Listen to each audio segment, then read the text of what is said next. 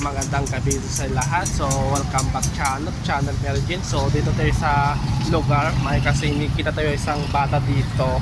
Ibinta sila ng kalamansi and sibuyas. So tutulungan natin ngayon si ano ba naman ulit? Si Ate Jel taga Mantap. So yan guys, papakita ko sa iyo. Si Ate Jel, yan bibinta siyang kalamansi taga Mantap. Ilan ba kapatid mo? 5 po. 5. Ikaw, bunso or panay? Pangatlo po. Tatlo po. Ano, malaki sila? Hindi pa. Ano po, yung ate ko po, may asawa na po, pero po wala pa pong anak. Nag-aaral po. Si kuya po, nag-aaral po, grade 7. Ito guys, sabi din sila. Ikaw, sana mag-aaral. Montagbak po, elementary school din po sa Montagbak. Purok Mede po. Grade 6. 6 ka na. Pwede ba puntahan ko ako bukas sa bahay nyo? Ano pa purok sa inyo? Purok? Mede po. Ha? Mede po. 7? 9 po. 9, purok 9. So, bukas punta ko doon sa bahay nyo ha. Okay lang ba?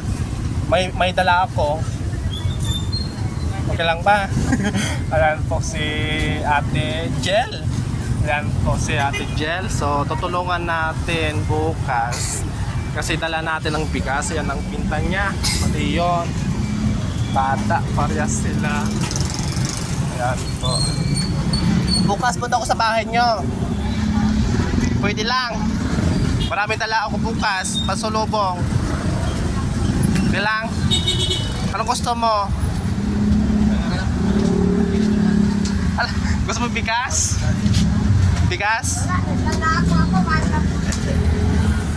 May papa ka, may daddy mo po, wala na. Ano po? Daddy. Papa po. Oh, papa. Meron pa? Ano ba work niya? Ano ba work niya? Ano po yung work? Work. Trabaho. Ano po? Ganito rin po. Ay, doon pa rin. Parehas kayo. Tatlo kayo. Ngayon.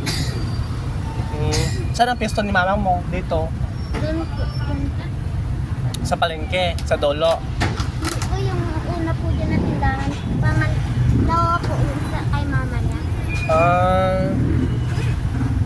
Gutom ka na, di pa?